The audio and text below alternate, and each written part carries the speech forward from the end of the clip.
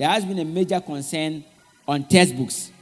And I do agree and appreciate the frustrations of teachers and sympathize with you. But the challenge is that by the curriculum development processes that we have developed for ourselves as a country, there is no way you can develop a curriculum and come with a textbook at the same time. It has never happened in our history. It will never happen until we change the process of doing it. Our arrangement is that you develop the curriculum first. When you finish developing the curriculum, you hand over the curriculum that is a finished product to textbook developers, in this case, publishers. The publishers then pick the curriculum that you have developed and then develop their textbooks out of it.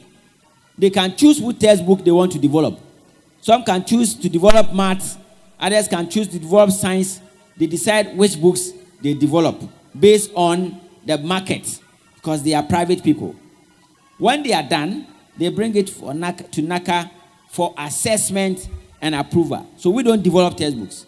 We only assess the textbooks to see whether they are relevant to our content, whether they are age appropriate, and whether they meet the expectations of our curriculum. And then give it to them back to go and sell. They can sell to the private schools, private persons, the general public, or the government of Ghana.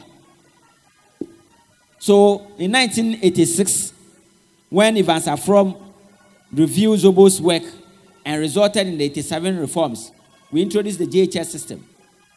In the JHS system, the first set of textbooks that came was in 1988-89. 1 year. If you look through those books, the manuscript of the books, the first page of the books talks about the fact that the manuscript of these books were developed out of the workshop of 1974.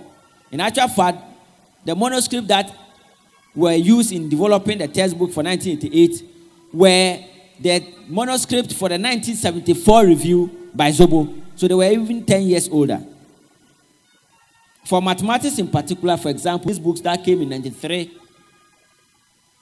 87 was the first year, JHS 1, JHS 2. By 90, SHS 1. 90, 91 people, 92, they used the old books that were in the system. 93, SHS 3. So we had these books in 1993. So you can see Ministry of Education, 1993, for the 1987 reforms. In 1998 to 2001, there was another review we called the F-Cube review. It took 3 years. The last batch of the review was the math that completed in 2001. The first set of textbooks that came in 2005. 2005. Because we needed to finish the curriculum, and then textbook publishers then developed their textbooks. Then in 2007, there was a curriculum review. In fact, it was the first time we even introduced ICT into the school system.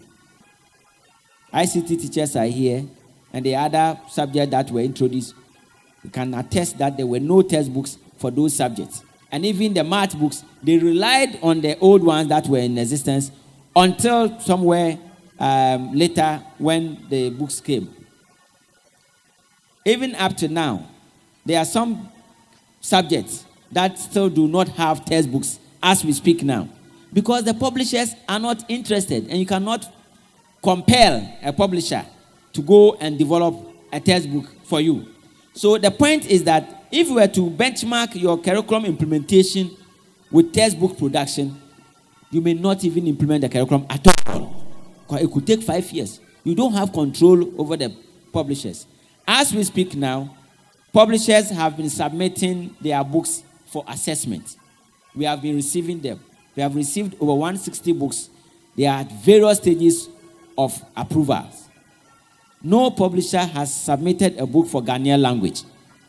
No publisher has submitted a book for Our World, Our People. No publisher has submitted a book for physical education, but they are part of the curriculum. So that is about the textbook process.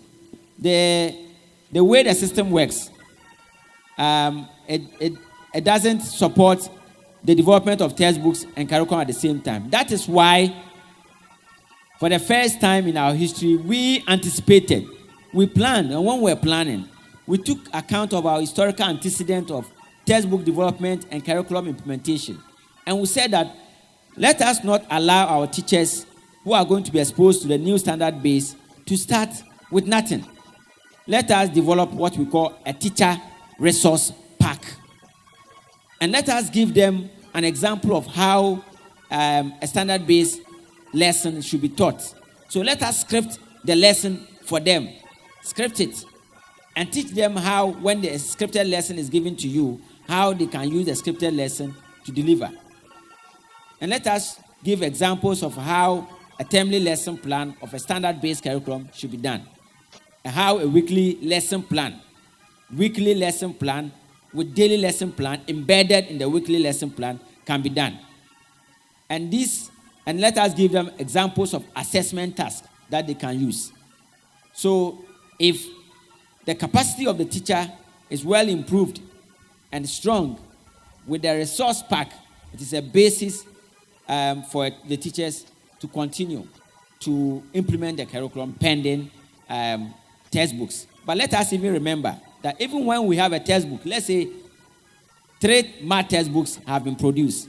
Government buys all these 3 textbooks for the schools. The minds of our children will only be constricted and restricted with these 3 textbooks. We are talking about a curriculum that is creative and innovative. So the children need to go out. But if we have even 3 textbooks, you look at this, you look at that, you look at the 3rd one, and that's it. And teachers, and we know how we teach, we will be restricted to these areas. So even when there are textbooks in, please go beyond what you have and use other resources to the extent that it will enable you to achieve your lesson plan. So I thank you very much for allowing me to clarify this.